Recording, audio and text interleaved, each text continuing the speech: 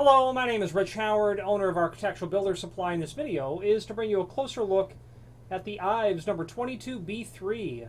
This is a flush pole is what this is. A very classic, typical flush pole that you're going to see in a variety of interior residential applications naturally. Pocket doors, bathroom doors in a home, closet doors, whatever the application is. This is a piece of stamped solid brass. The 22 is representative of the size, the shape, what exactly this item is. Let me give you the dimensions. They've got it at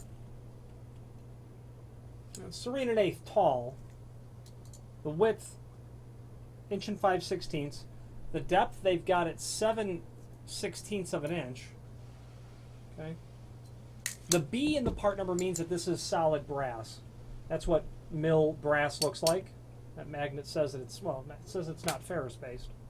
The 3 says that it is in a polished brass finish, and that would have a lacquer on it. Low profile makes this ideal for louvered, bifolding, or wardrobe doors. That material is so thin that it's surface-mounted, is what it is. Extra deep recess and reverse tapered grip provide for ease of pulling and gripping. Made of wrought brass.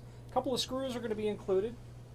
Those are brass as well, so be careful when you're installing those. You'll want to have a correctly pre-drilled hole. You don't want to strip or break that screw. Mortising for this would be super simple.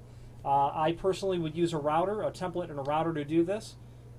If I had more than one, well, if I had more than a couple handful, I would make a router, a template if I didn't have one. Otherwise, I might be real lazy and use a Forstner bit. I might decide what this dimension is with my caliper. I might go 1/8 of an inch wider. I might take that, well, why speak in the abstract? I'll tell you what I would do. I was going to do something easy and relatively quick. So that dimension is basically 1 inch. From here to here. So if I had a Forstner bit that was 1 1/8, I would probably make 2 or 3 holes, depending on the overall height of that. You could probably get away with 3 holes.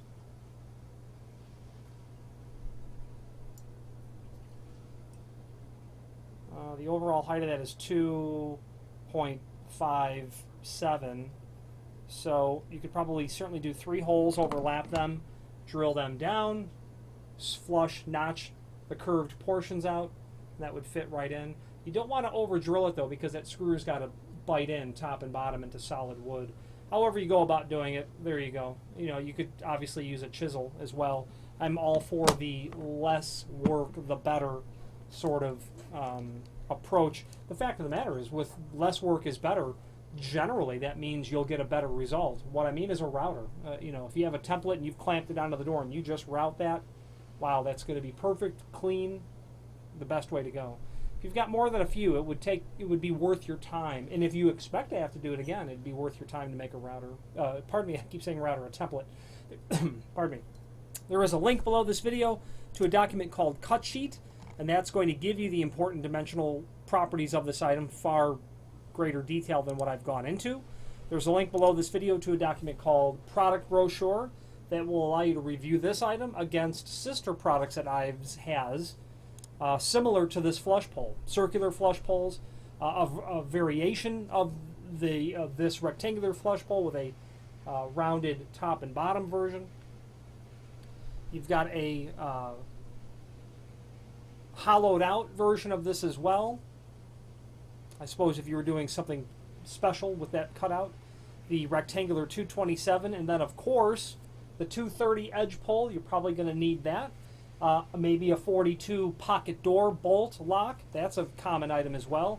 You might want to prevent that pocket door from being able to be, well, pushed open, you know, privacy situation. Then of course the classic sliding door combination units. The name Ives is synonymous with very good quality trim and auxiliary hardware. Not only that material that you're generally going to see in a residential application, but commercial as well. Hinges, door stops, kick plates, push and pull hardware, pivots, aluminum continuous geared hinges. There's a link below this video to the manufacturer's page where you can pull up the full Ives catalog and review all things Ives related. I would suggest that you familiarize yourself with it because the name Ives and trim and auxiliary hardware go hand in hand and have for decades. I'm partial to Ives at least as much for their technical support and their excellent customer service as much as the product line itself. It's excellent, but their customer service and more so their technical support go a long way to setting them apart from their competition. I could think of a half a dozen people immediately that do the same sort of business that they do. How do they separate each other? In my opinion, it's with excellent technical support, customer service. Ives does that. If you have any questions on the Ives, 22 in a B3 finish. And by the way, this is available in different finishes. Let's go over it quickly. B3 is polished brass, and that has a lacquer. You're going to see that lacquer. You can see, a hint or an indication of it. B5 is antique brass. B10B, oil rub bronze. B15, satin nickel. B26, polished chrome, and then B2060, satin chrome. All of that material on a solid wrought brass piece of hardware. Any questions on this or any other Ives product, please feel free to reach out to us. Thank you.